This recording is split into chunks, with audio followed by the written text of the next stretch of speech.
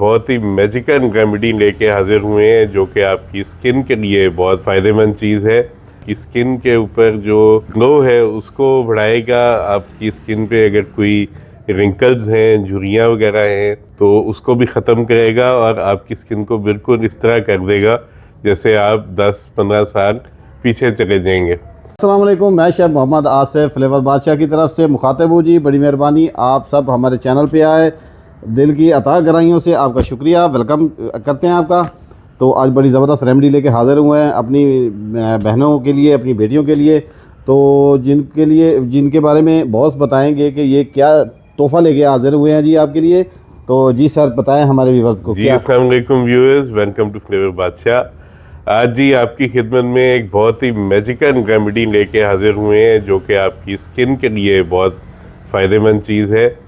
ये बेसिकली इसका फ़ायदा ये है यूज़ करने का कि आपकी स्किन के ऊपर जो ग्लो है उसको बढ़ाएगा। आपकी स्किन पे अगर कोई रिंकल्स हैं, झुर्रियाँ वगैरह हैं तो उसको भी ख़त्म करेगा और आपकी स्किन को बिल्कुल इस तरह कर देगा जैसे आप 10-15 साल पीछे चले जाएंगे।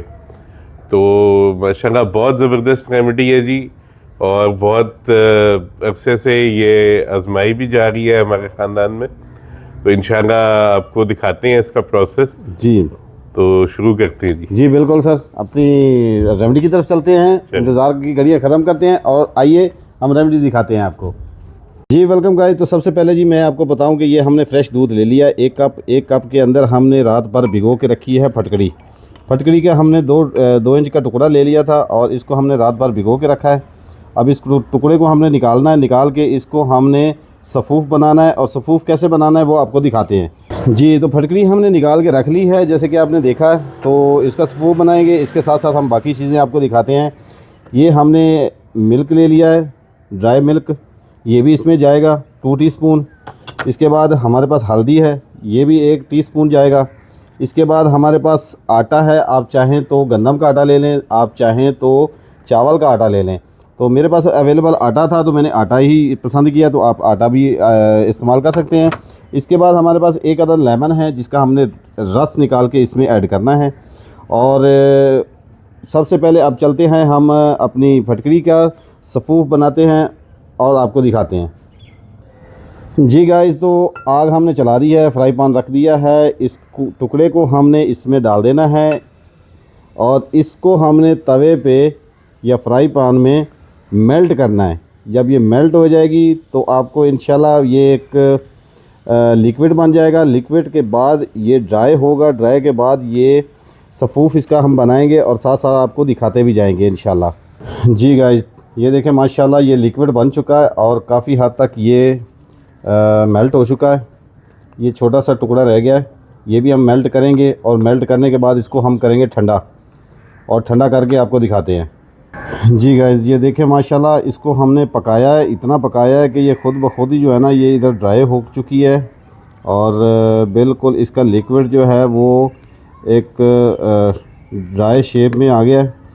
और इसको हमने मज़ीद इसी तरह ड्राई करते जाना है और पकाते रहना है जब तक ये बिल्कुल पूरी लिक्विड इसकी ख़त्म नहीं हो जाती। तो उसके बाद हम ठंडा करके इसको सफ़ूफ़ बनाएंगे और आपको दिखाते हैं जी गाइस। ये देखें जी माशाल्लाह ये बहुत ही ज़बरदस्त तैयार हो चुकी है हमारी ये बन के फटकड़ी। अब इसको हमने थोड़ा सा खुश करना है, ठंडा करना है। ठंडा करने के बाद हम इसका सफ़ूफ़ बनाएंगे ब्लेंडर में डाल के, और इंशाल्लाह फिर आपको दिखाते हैं इसका सफ़ूफ़ और रेमेडी की तरफ चलेंगे इंशाल्लाह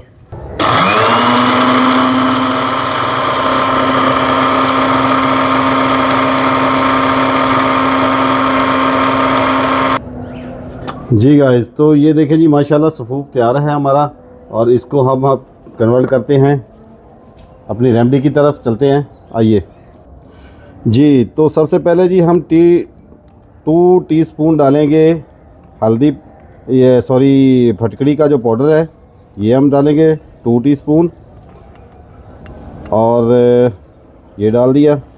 इसके बाद हम 2 टीस्पून डालेंगे इसमें आटा,